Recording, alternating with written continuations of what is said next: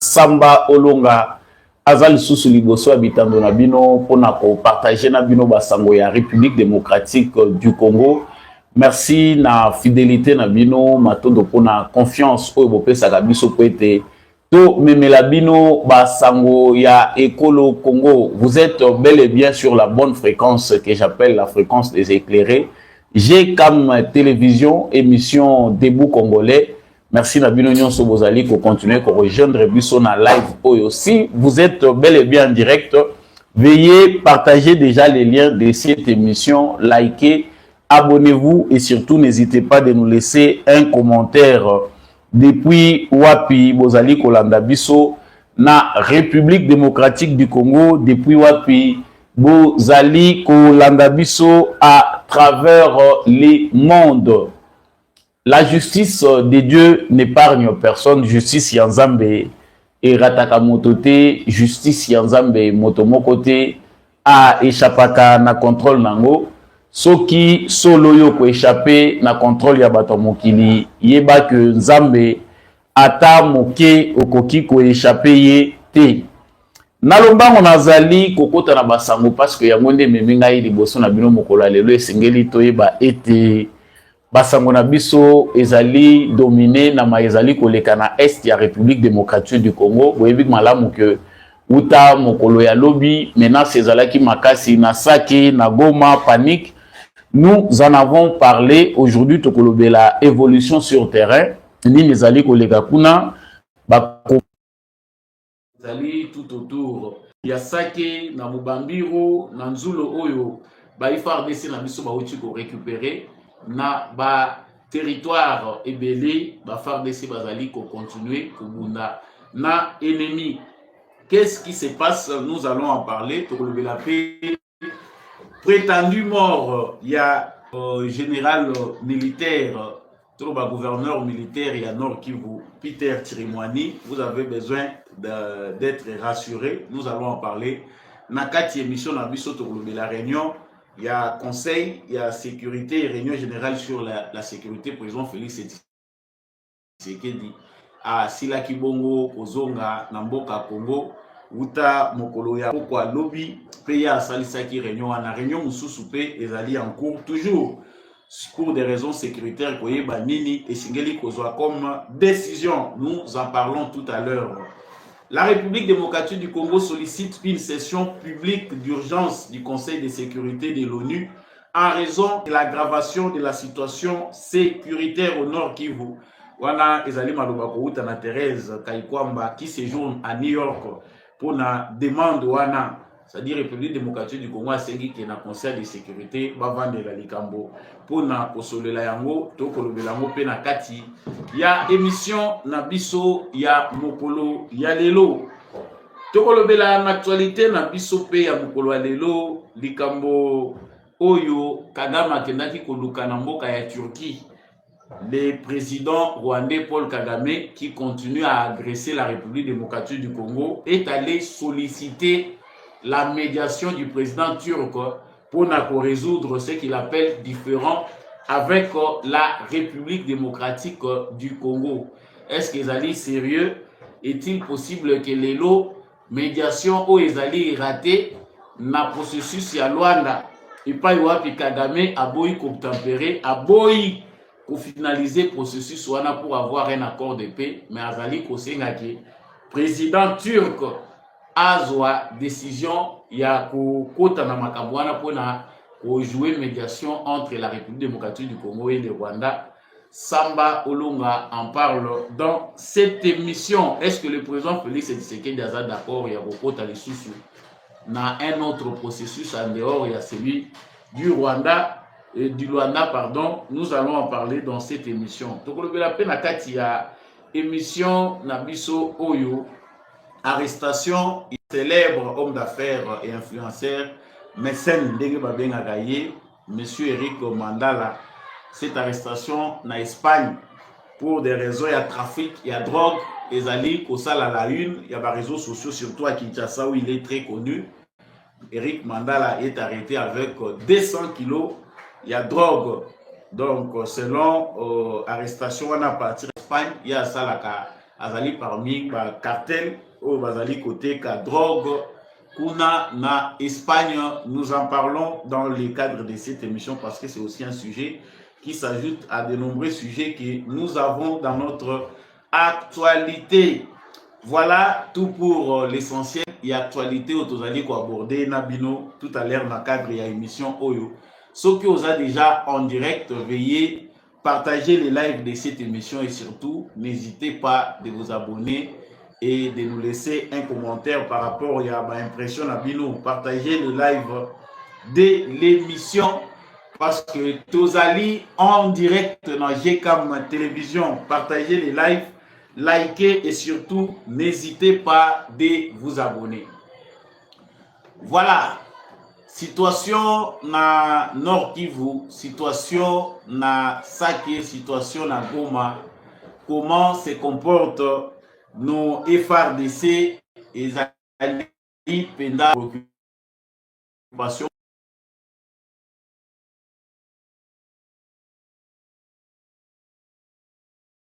République démocratique, son ami Sunabiso, rivé est la République démocratique du Congo. Est-ce qu'évolution Ezali par rapport à lobby, effectivement, à l'est, Bitumba, Ezali toujours en cours. Moi, à Kalmi, et Mekaki Kosalema, Uta Tongo, kasi na momo tozali koloba reprise Ezali à affrontement, FARDC va récupérer Nzulu. C'est toujours aux alentours de Sake. Bitumba Ezali Sikoyo na Mubambiro, toujours entre l'armée de la République démocratique du Congo et les terroristes, il y a armée rwandaise. Nous pouvons nous dire que la menace s'éloigne de plus en plus de Sake parce que Wana lobby Ezali qui partageait entre armée et la République démocratique du Congo na armée terroriste il y a Rwanda. Et on informe ce matin que sur toutes les lignes de front Bitumbezali, l'armée rwandaise est décidée à arracher une ville de l'est de la République démocratique du Congo.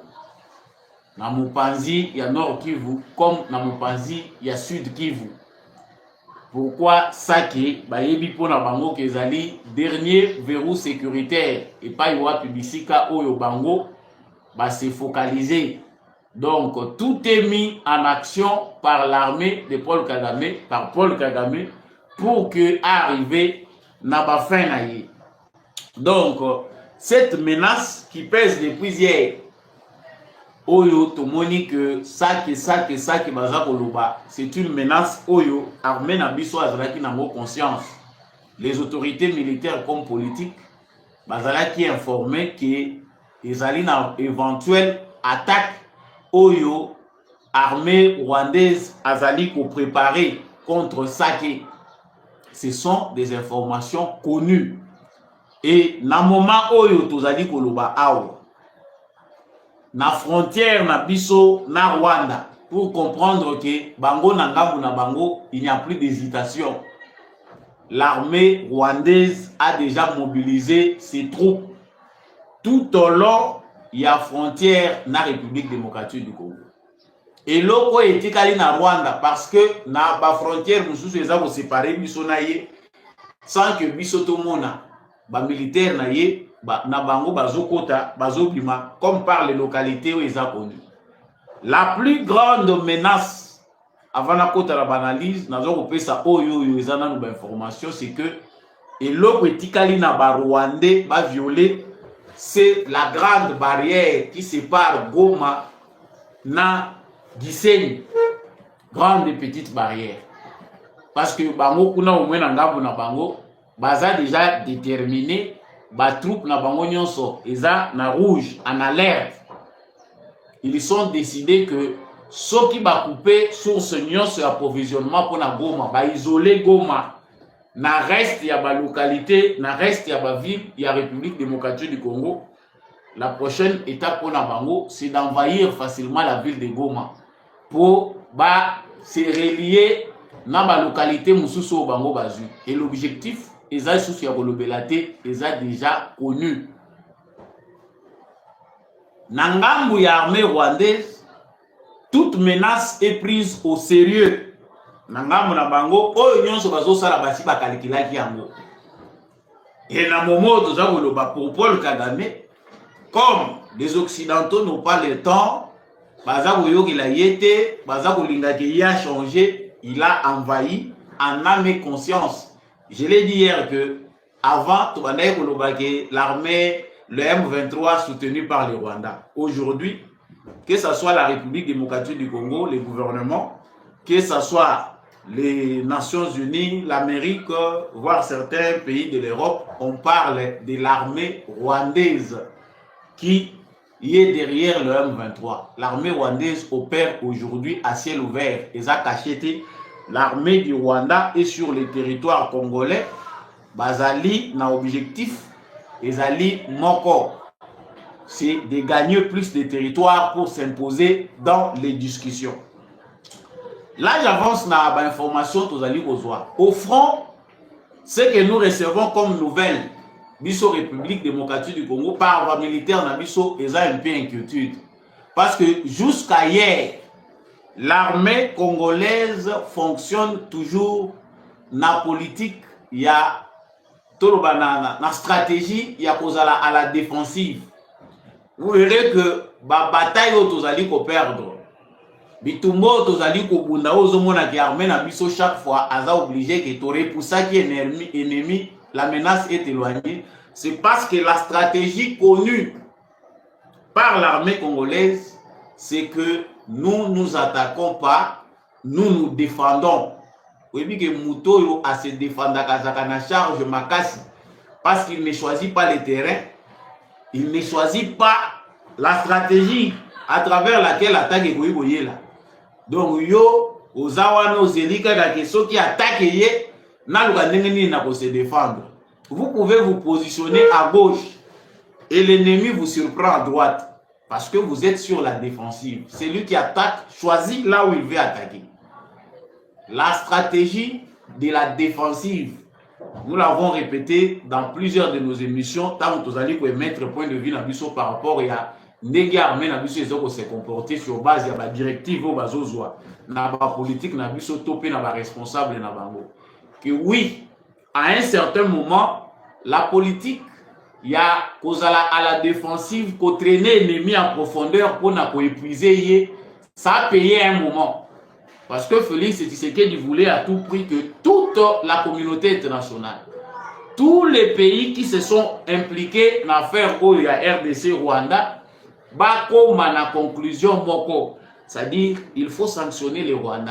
Ça c'était dans le cadre diplomatique et par obéissance, peut-être obéissance, on a vu sur le Congolais, tous d'accord, on a dit que à ce stade il faut écouter encore les États-Unis, écouter l'Europe. Nous Congolais, tous a déjà déçu l'attitude où nous ne sommes plus d'accord que le président Félix Tshisekedi ayo que la ralisou sous mindele baye bisaye, voilà cesser les faits. Le cesser les faits a produit ce que nous voyons.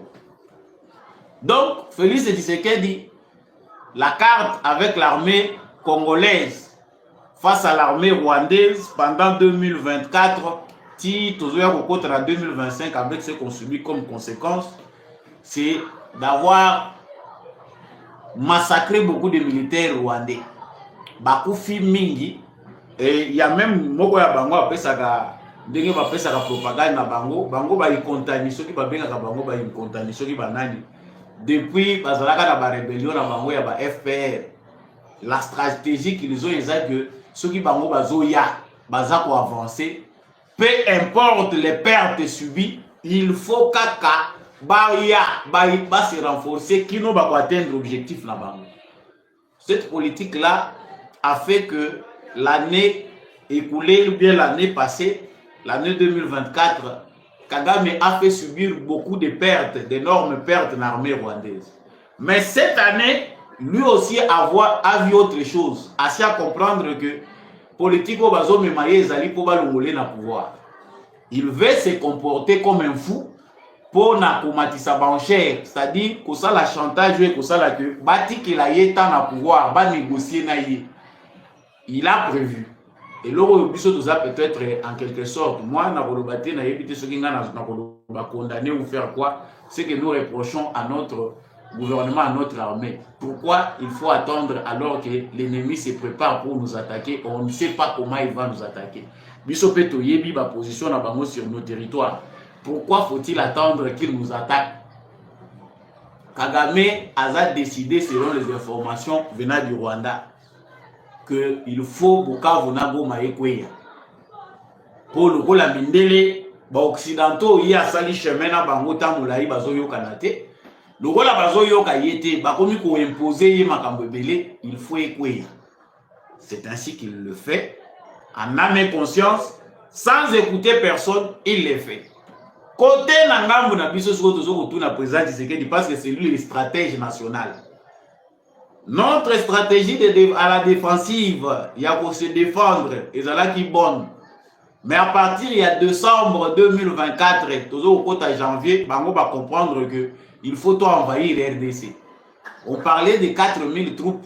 Awa, c'est presque moitié, il y a l'armée rwandaise et envahir Est et Congo. Et ils ont déjà la carte pour Nabango isoler Goma, prendre Goma. Et progresser vers le sud Kivu, prendre Bukavu. Ils ont connu, ils ont secret à polichinalité. Nous allons émerger pour attaquer aussi à notre tour là où ça fait mal. Parce que ma troupe Nabango ici que Zalakatoyebi. De l'autre côté à Rwanda, on sait comment est positionnée l'armée rwandaise. Donc, l'armée rwandaise, il y a Yebinaye qui Bango ne faut pas attaquer, Yeba attaquer. La question que nous donnons, nous avons expert, est-ce que nous réfléchissons ensemble. Est-ce que l'armée congolaise doit garder sa position défensive ou nous devons passer à l'étape supérieure? Parce que si nous devons garder cette position, franchement, je suis désolé de le dire que Goma et vous allez épargner. Et danger munene oto ko kolobela awa ezali ebele ya bibundeli eza na Goma. Ebele ya bibundeli oyo biso to stocker na Goma. Les informations pour la bango basi ba planifier que ndenge bazawana il faut ba couper soki kaka Goma atikali isolé bango Rwanda bakozala na sonité ya envahir. Ils l'ont fait en 2012. Ils sont passés seulement par la grande porte. Baye ba renfort basal ba PC renfort na oyo déjà bango bakosaki kotinda lokola ba rebelle et bazui Goma. C'est là où nous pensons que c'est vrai, le dernier mot ne nous revient pas. Place au biso to boyi ko tia point, chers Congolais, c'est que ngai pe en tant que Congolais qui réfléchit d'ailleurs comme vous aussi, ba musu bozo landangai, la question retourne au commandant suprême des forces armées. Parce que stratège là y ba moment nini to koki ko lancer assaut. Après avoir épuisé Paul Kagame sur le fond diplomatique, a commis kolela partout, azako s'en prendre na bateau bayaki na yena pouvoir, il s'attaque à tout le monde. Kagame comportement na yé commis bizarre. C'est un peu un fou. Oyo alingi asimi mbeli alobi oyo akosimbanga akozoka. Oui. Mais que faire face à une telle situation lorsque nos populations sont en danger, lorsque des grandes villes oui, zalaki symbole et résistance na biso est comme menacé munguna lingazwango. Pendant 3 ans, ce qui va se passer maintenant, bazui mouya rosala modi. Tshisekedi Félix, si sur ce point-là nous avons félicité, il s'est bien défendu, c'est que Goma était grande ville moko était. Soki bande ko na biso bazola na biso na est, lelo jusqu'aujourd'hui il y a des gens au Kogi Kolobama Bete pour Tshisekedi, ils soutiennent les commandants suprêmes, c'est parce qu'ils ont vu résistance Oyo n'a pas moussou ces alakité.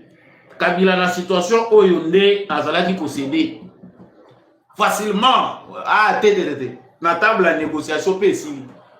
Et nous Congolais là où on peut mettre le vin, mettre de l'eau dans notre vin, un peu d'eau seulement dans notre vin, c'est de comprendre que résistance, il y a Tshisekedi. Nous les poussons certainement à agir. Mais résistance, basée na nini. Qu'est-ce qui fait la force de Tshisekedi? Si nous disons à Tshisekedi maintenant,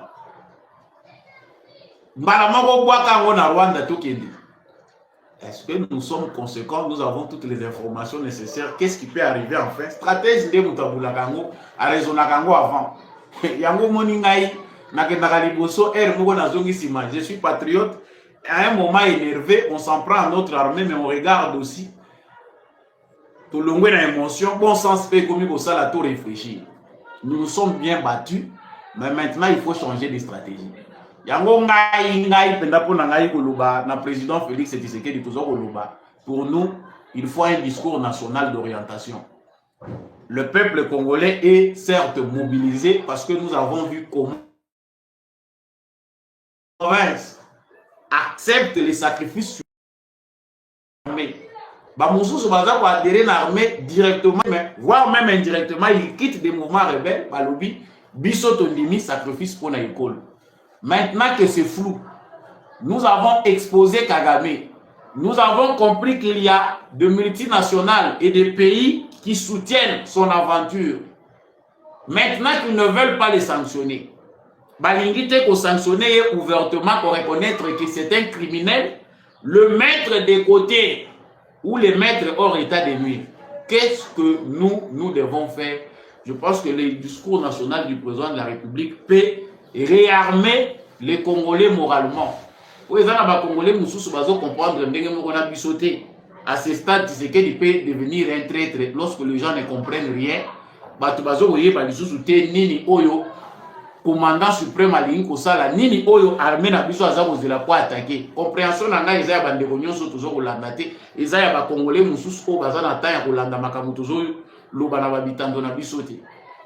Il faut que les discours de Tshisekedi mettent en garde la communauté internationale, les Nations Unies, et puissent orienter le peuple congolais.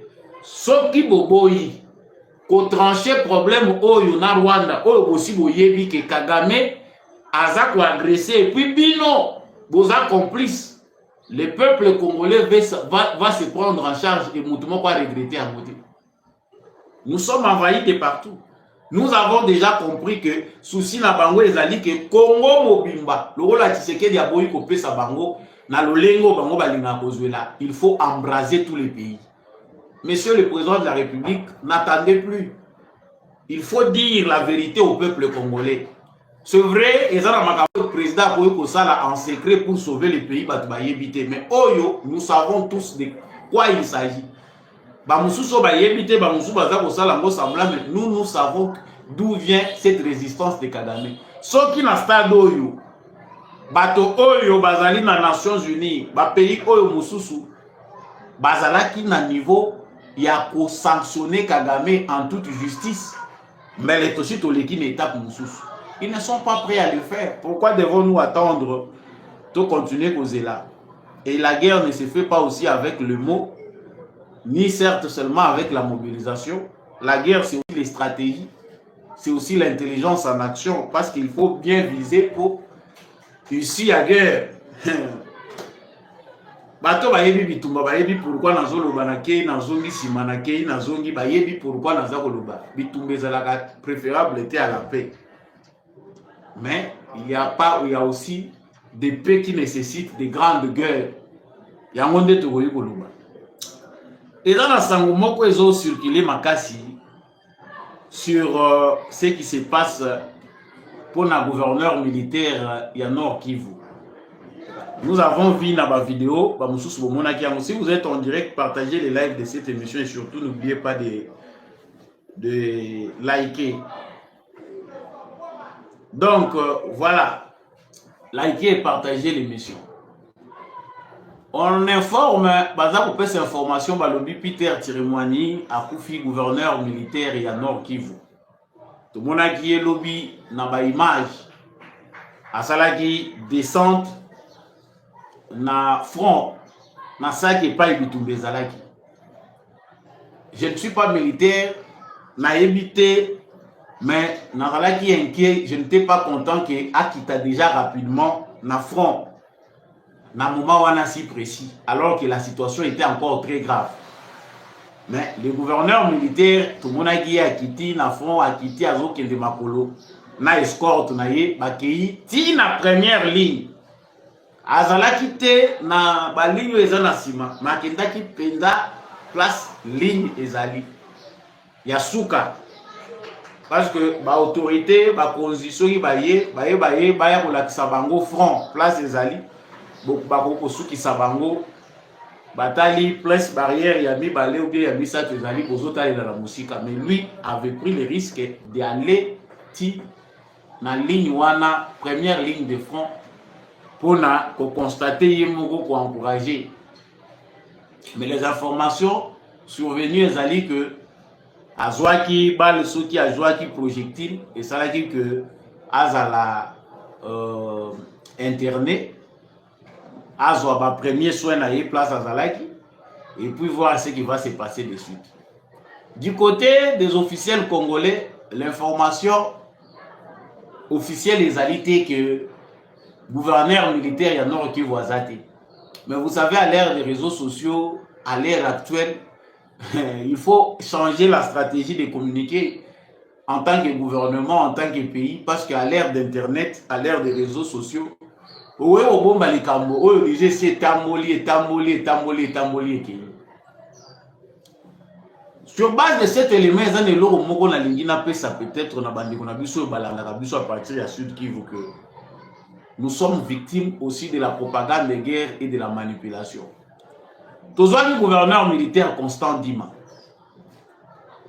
Bisso, bas communicateurs, des journalistes, des Congolais ont fait pression sur le président de la République. Longolaye aza très makambo eza kobeba.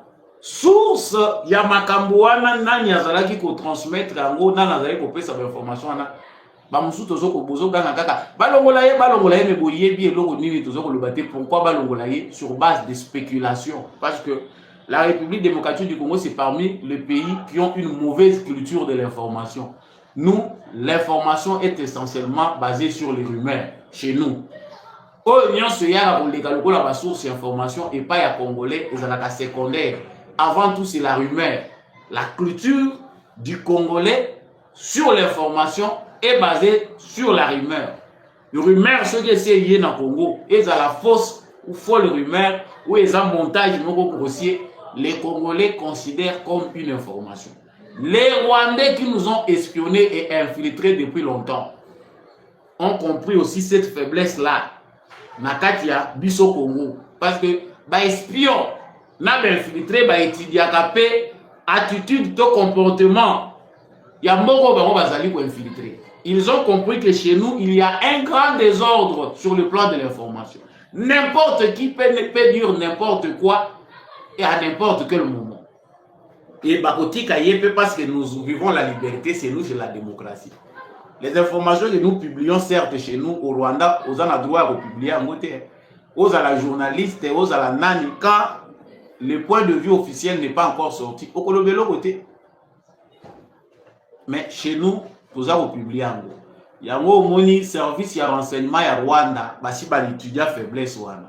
Lorsqu'ils voient qu'il y a quelqu'un qui bateli bango na front, avec bango mal à l'aise, ils vont créer un front médiatique contre cette personne-là. Voire même utiliser certains Congolais pour moutouana balongolaye. Oh, longolaye, azoboma mboka, azoboma. Moussous ozo lo babilo ozo maîtriser. Voilà pourquoi moi, je n'aime pas me concentrer sur les individus. Asali boye, balongolaye, asali. Pourtant, toi, tu n'as pas de preuves.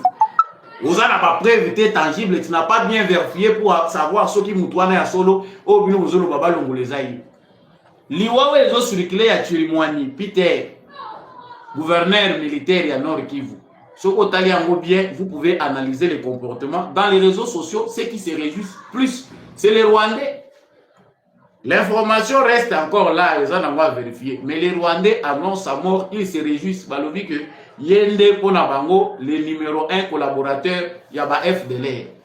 Donc, si blague Ponabango, Bamonique, Ache Bango mal à l'aise, Yé Mouta travailler na FDLR pour nuire Rwanda. Voilà comment, Bisoba Congolais, quelque part, nous sommes au service du Rwanda. Soit consciemment ou inconsciemment. Togo, la victime, il y a manipulation, il y a propagande, il y a Rwanda. Par exemple, utiliser Bisoba Congolais pour nuire na mboka na biso, nuire même la stratégie armée na biso. Sur 100% d'informations, biso tokoye kozwa sur trahison, il y a pas militaire na biso. Peut-être nous n'avons que 20%, il y a makamou réel où ils ont volé. Donc il faut avoir de la retenue sur certaines informations que propager. Traître, oyo, bacha oyo, traître. Soki to gagné na front moko, bataille moko to gagné ngo, to sepeli biso nyonso. Ah, wana traître azate. Soki kaka to perdre bataille moko songolo pakala pour des raisons peut-être qui peuvent venir de Kinshasa. To luki buke misère. Nani traître, ye, balongola, baboma. Biso nyonso to za ba stratégie te bandeko na ngai. Comprenez ce qui se passe. Moi j'ai compris que par rapport à l'information, il y a gouverneur militaire, il y a Nord qui vaut bazako le bakoufi. Les Rwandais se réjouissent beaucoup parce que c'est une information qu'ils ont honoré Bango. Il a quelque part refusé de collaborer avec ces gens-là. Parce que risque ni biso to zaranango, tant que nous maka commandant ya front nord, bitumba place des alliés. Tant que nous maka chargé ya renseignement. Tant que nous maka net to zana état de siège na nord Kivu sud Kivu. Les Rwandais envoient ces renseignants pour corrompre ces gens-là. À côté de Bango na système na ya renseignement. Une fois qu'il a ces gens-là, bah, quand ici, bah, le système na bango, et s'il lit tout ce que vous prenez comme stratégie, bon, ça, de l'autre côté. Et surtout que nous, les risques que nous courons, dans la légèreté, c'est parce que que nous sommes infiltrés. Nous avons des populations qui se disent congolaises, mais qui sont rwandaises d'origine et qui travaillent pour les biens du Rwanda. Vous pouvez voir un commerçant d'origine rwandaise qui se dit congolais, mais Moussala n'a pas des renseignements pour nous trahir le Congo. Mais si à Fandi ça va faire dans le Congo. Ça, nos renseignements doivent travailler sur ça. Avoir le contrôle, il y a bande konabiso bazali ko gérer Makambukuna. Donc, l'information sur la mort du gouverneur militaire, prenez avec les pincettes. Nous laissons la plénitude de l'information dans le gouvernement Nabiso. Bango mutubayebi ko fixer opinion pour éviter manipulation. Code numérique ezalaka. Ngana boyi lobby nalala na aner ngai de mutu na pesi ba information sur nini. Les Congolais, nous devons être calmes et surtout encourager notre armée parce que l'information tozu oyo nzulo mubambiro bitumbeza ko continuer. Et là je reviens pour terminer ces points que c'est important à ce stade que le président puisse fixer aussi l'opinion congolaise pour éviter manipulation. Mobilisation et l'embaka. Ce qui communication ils ont maintenu. Il faut que le président rassure et mette en garde cette communauté internationale là qui nous endorme. Parce que balali sibiso pongi en administration Biden. Balali sibiso pongi cesser le feu. C'est cesser le feu là tout le monde conséquences nango. Cesser le feu administration Biden, cesser le feu Bayebisaki na Luanda. Balobi voilà, il y a cesser le feu M23 vanda kuna Tshisekedi vanda. Njoka baza ko armée. O eleke zo komela biso oyo. Même le président Félix Tshisekedi connaît que eza musala ya administration Trump na France. Ils ont créé bandimi na demande ya Rwanda ya cesser le feu. C'est le Rwanda qui avait demandé le cesser le feu. Voilà la conséquence du cesser le feu. Le président peut tirer toutes les conséquences. Les stratèges chez lui. Et pendant ce temps, la Turquie, c'est Kagame qui va encore en Turquie. Kagame a oiseau continuer l'agression, Bitumbezo continue comme les militaires rwandais sont sur le sol congolais. Kagame agresse et le monde entier connaît. Même le président turc Erdogan connaît. Mais Kagame se déplace. Tu sais qu'il y a en Suisse. Azonga di lobby Kagame ye pour yepe accueillir na Turquie. Qu'est-ce qui sort de cette réunion? Le président turc annonce qu'Azali disponible. La Turquie est prête à fournir tous les soutiens nécessaires pour résoudre les différends entre les Rwandais et la RDC si les deux pays le demandent. Wana président turc.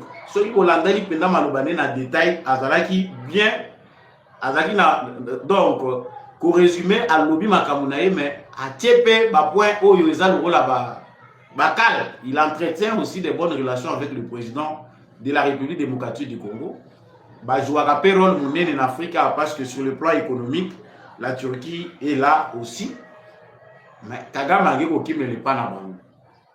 L'information qu'on nous dit que c'est le président turc atikali ko s'inviter te po aya kobima médiateur na likambo ya Rwanda na Congo. Non, ezali sur demande ya criminel Kagame oyo akei pendant qu'il est en train de tuer. Vous voyez la philosophie toute. So tolobi bongo bato balobi oyo toza kopropager haine ya batuti, ceux qui prennent bazwi ba morceau bazo publier balobi au Congo et il y a la propagande de la haine contre le Tutsi. Vous voyez la ruse, la fourberie. De l'autre côté, Yozoboma. Ok, il y a la sikoyo kuna na Turquie qui était président turc. Aya bobima médiateur entre Yona Congo, entre président congolais na. Otiki Afrique. Un processus est en cours en Afrique. Il y a un processus à Luanda, soutenu par toute la communauté internationale. Balobi que Bokende Bosolola, la France, les États-Unis, même si ce pays sont aussi hypocrites, mais Bangonyon se va soutenir que le processus ya Luanda est à la processus où ils ont permettre que le problème ya Congo na Rwanda est à la résolu pacifiquement. Kagame a boyi le 15 décembre 2024, la date qui était prévue pour que Kagame akende. Bakende pour finaliser l'accord de paix, Kagame n'est pas parti. La seule raison pour lui, il faut que le Congo accepte de dialoguer avec le M23. Chose que Tshisekedi ne peut pas faire pour des raisons où il peut sur Congolais. Le président Félix Tshisekedi, ceux qui a sali marche en arrière, a dit qu'on négocier na ce qu'on appelle coquille vide ou na ya M23, tozongi na siècle ya Kabila. Siècle écoute na ba année ya Kabila. C'est-à-dire c'est de la poudre à nos yeux. Guerre wana to komona mandoke ko c'était, mais ça veut dire que nous avons cédé nos terres pour du bon. Et tikali na ndenge wana. Mais Kagame akangami alobité, il faut que solo na M23. Sikoyo awa yo boycotté processus à Rwanda okeite, okei sikoyo. Erdogan lokola za poso pembe ndebo banda ko sala ba voyage bien pour Erdogan à convaincre. Ça s'appelle la diversion, la ruse, la manipulation. Il est allé chercher encore un autre moyen, il y a souffler. Le col a acculé de partout. Bateau bayali na ye, na Amérique a monique agenda ya Sikezali. On ne sait pas demain ce qui peut arriver avec l'administration Trump. A moni bien que l'administration Trump basalité à la merci à manipulation comme d'habitude. L'administration Trump, d'emblée na auto yebi récupérer facilement ba dossier salité. C'est une administration oyo bazali mingi te na ba magui ebele magui pe go zala nango ezalaka mais baza mingi te lokola oyo ya ba Biden to monya yango azoki mambangu maintenant lokola yebi pe que Erdogan aza pe quelque part muto ya occidentaux par collaboration non te ya ko zala médiateur. Le président turc a agi avec sagesse. Bon, refus mususu pe diplomatique et zalagate na boy na bokota makamwana te tous a disposé, c'est pour la paix, tous a disposé. Mais est-ce que le président de la République démocratique du Congo, Félix Tshisekedi, Azali sous vraiment prêt aujourd'hui pour que nous perdons le temps? Il envahit, il déstabilise, il met en péril des vies humaines. Aller à sauter Afrique, à sauter Union africaine, à l'écueillir à l'obité, tout comme en Turquie. Ils allaient pour naïe moyen de faire passer temps. Comme l'administration Biden, na Emmanuel Macron, pour qu'il puisse s'organiser et arracher encore de grandes villes. Il veut que la Turquie puisse encore l'aider. Le président turc a aidé dans la manœuvre Moussoussou. Il a besoin de souffler, il a besoin de temps. Pendant que nous serons en train de voyager, Thérèse Kwaikwamba, Banda Kwenda, Vutuka, Bukende Gozonga, Ye, a continuer à gagner na Ye. Tibo Yoga, qui vous m'obéissez, Biso peut observer que le processus est en cours, la paix va revenir. Ça doit nous révolter, chers Congolais. Ça, c'est une façon de se jouer avec nous. Le président de la République, Félix Tshisekedi, dit que à ce stade ici, il ne peut pas. Même le président turc a quelque part évoqué le processus Yalouane. C'est aussi une réponse déjà appréciée. Donc, à Boy, il peut dans ma manière rébellée. Processus est en cours. Nations Unies, pas à obéir la CT, Bazozo Sakagame na Rwanda. Malgré Boutoreso, il y a eu qui M23 est plus sophistiqué que l'armée. Ils ont plus que les armées, ils ont plus que la MONUSCO. Guterres a lobby processus ya Luanda ndé bangonyo so baza kozela pour la résolution pacifique. Donc clé boa ezakuna. Yepe Kagame aboyi ayebi ke kuna soka tcheka ka stylo a signé de la crise pouvoir ici.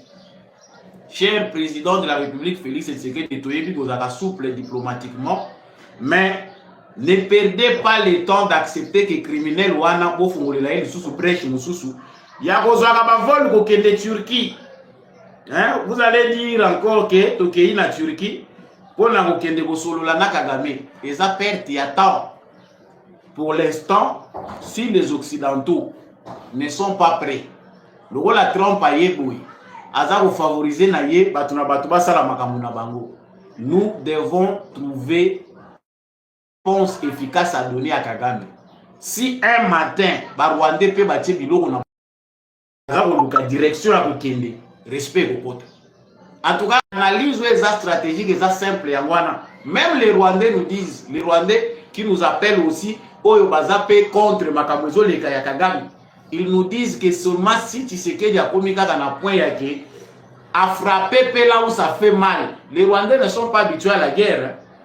Peut-être qu'ils ont l'illusion d'être bien sécurisés chez eux, parce que Kagame a l'habitude de déstabiliser le Congo, il n'a pas de réponse. Mais ce qui a éliminé Balemi Satou Yamakas, et que Barwande batie biloko na mutu ba komi koluka direction à kokende.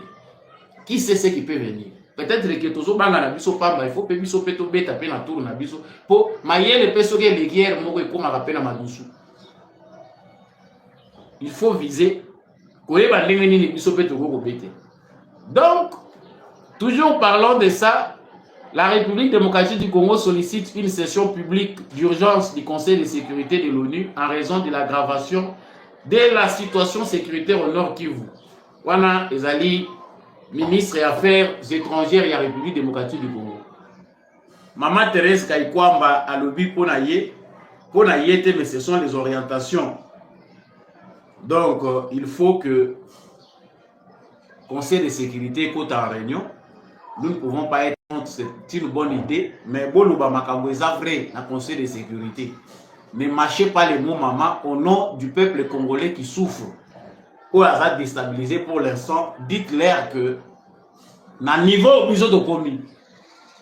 Boye bisabango que biso peut toujours balolamando qui total et sango kuna. Ceux qui baza capable de faire quelque chose officiellement, les Nations Unies doivent se déclarer incompétentes. Ba déclarer que likambo yo biso Nations Unies etali biso lisusu, nous savons ce que nous Congo devons faire pour aussi les likambo. Peut-être que ça peut soulager Tshisekedi alu kanzela mususu so ki tokosala na ba russe pour mailler le paix quelque part et sous kakapé so ki tokokende na ba russe so ki tokokende na banani tokosala ngokuna. Donc cette réunion là, il y a conseil à sécurité botango en direct na RTNC. Le peuple congolais a l'andango en direct. Au cas où il n'y a pas de mesures sérieuses, pour Monisco avandi à stationner, toujours le bas Monisco et vandi na Goma, vandi na bango bazo continuer à consommer. Ils ont dit que par raison et bandai ko sala ke po ba ke mbangu ba bima libanda Congo mbangu ba raison wana ezali sous pendate ba moni que situation est s'aggraver davantage. La Monisco c'est toute autre armée criminelle qui ne veut pas que la sécurité cesse. La plus grande mission des Nations Unies au monde. Vous pensez que chômage, il contribue aussi à l'insécurité. Awapé, SADC, bazoaki va assimiler, balobi ba force à SADC, va assimiler à MONUSCO, ba comme observateur. Chers Congolais, nous sommes ceux qui le but étalé en Ouawa, pour décourager ba mususu. Nous sommes seuls, nous devons nous assumer dans notre mobilisation. Et l'actualité à ce stade-là, les alliés au coma presque na fin. Le président Félix Tshisekedi, Nakanisi Gaza Rolanda Bisso, il peut aussi écouter quelque part les conseils du peuple congolais, mais agir dans l'émotion na Bissoté. Pour Bisso Soki Balandi Bisso, l'obito Kofingaye. Et je vais terminer ici par ces sujets de société, les appels d'actualité. L'arrestation du célèbre homme d'affaires, influenceur, mécène Eric Mandala. Nini bakangiye na 200 kilos ya cocaïne, drogue. 200 kilos. Awa, Dans la image ma bête Eric Mandala, nous savons que c'est un mécène, ba musicien, na ya ba religieux, na ya ba profane. Na munoko ba yimba kaka Eric Mandala, mbongo ezo couler à flot. Donc nzemba ba 50 000 pesos la kana ngoko ba cadeau biso ba mususu tozoluka ba soutien soki ko wuta wapi nzambe na ngai mais ozo mona ezo kwela ba musicien 5 000, 20 000 et 10 000 il donne. Il est aussi bienfaiteur parce que ça la ba acte mususu pe aza opposé dans la société dans le bon oyo ezali louable en tant que philanthrope mais awa tozali koloba police espagnol et kangié avec 200 kilos ya drogue. Balobi kazo faire partie na cartel moko ya bateau baza koteka drogue, baza ko commercialiser yango. Yango basimbie selon ndenge bazo lobaka c'est de 3 ans à 12 ans de prison. Bon, on sait que le suspect n'est pas un coupable, ata bakangié nango mais jusque là tant qu'un jugement n'est pas encore rendu, il reste encore innocent jusqu'à ce que la justice les condamne. Mais eux déjà tout le monde ils ont poussé de réfléchir. La République démocratique du Congo doit aussi mettre sur place une bonne stratégie en matière de renseignement et de répression contre les blanchissements d'argent. Bon, il y a ma pépé qui circulé mingi na Congo. Vous avez des millionnaires congolais, des millionnaires mon côté au moni penda que bateau yo baza penda ba millionnaires ya solo. Je ne dis pas tous, hein. Il y a des Congolais qui gagnent leur vie honnêtement, qui ont travaillé dur pour avoir ce qu'ils ont. En tout cas, je vous encourage. Mais ça n'a pas Congolais puis ba fa quoi. Oh baza ba biloko bazolo bawana. Drogue, faux dollars, faux quoi. Bébélé. Cet argent là sale, ils ont contribué pour sauvegarder ma valeur. Ça ne sert à quoi au Kika na concert moko ya musicien 50 000 et demi. Mais awa toza ko luka que ba homme d'affaires na biso, ba millionnaire ba bwaka na banzembo, ba bwaka kama banga pamba wana. Ba se mobiliser. Tout le monde appelle que oui, les millionnaires congolais existent. Au total, 20 millions de dollars ils allaient récolter. Ba homme d'affaires, ba millionnaire, ba demi 20 millions pour aider les déplacés. Il y a guerre. Tout le monde a gamboté. Mais c'est possible que au moins en boka o bato bazo souffrir na modèle oyo moni mutu akoti si mutu ka 300 000 200 000 dollars azo tambola nango na poussière ya Kinshasa na balabala ba potopoto na ba mai wana azo bebisa ngo na ba concert il donne ce qu'il veut. Mais là au moins c'est qui singa yawa les pasteurs chers pasteurs na otanga komba mutu te le loi ba pasteur peut ba prophétiser ki likolo ya notre citoyen compatriote Eric Mandala balobi azali Dangote congolais. Nzamba alobi ki akozala Dangote congolais. Oui, Nzamba akoloba ni poza Dangote okoma Dangote, mais soko se comporter bien te. Mabeko ya kolanda yo. Ba pasteur ba yebiye, ba homme d'affaires, ba musicien, donc awa soki oyebiye te c'est que oyebi ba tombongo bazala na Congo te. Boke ba bosala attention.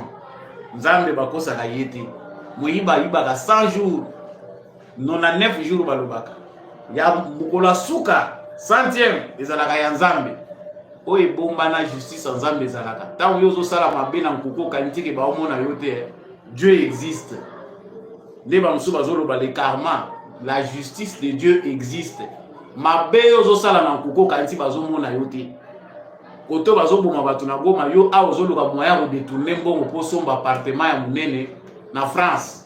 Dieu te voit. Un jour tu finiras par les payer.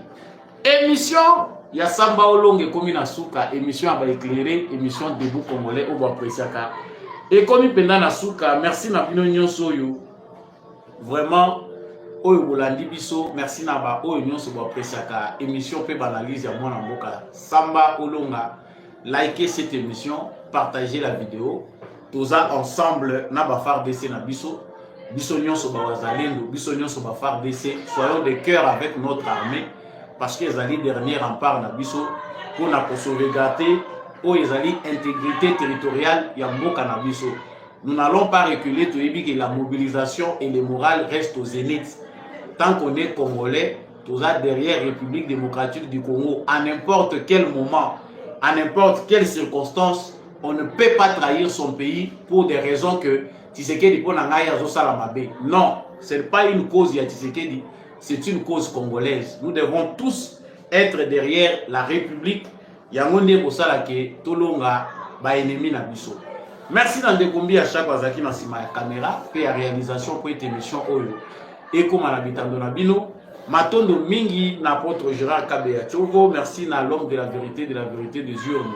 Jean-Louis Timbalanga, merci à tous ceux qui soutiennent cette émission, le papa Maurice Kikangala, papa Boniface Mpunga, papa Michel Lumakasso, maman Bilonda, maman Lisette, Mongendou, maman Rose Sirikari, et Baïnion sur la émission Oyo. Je vous aime beaucoup.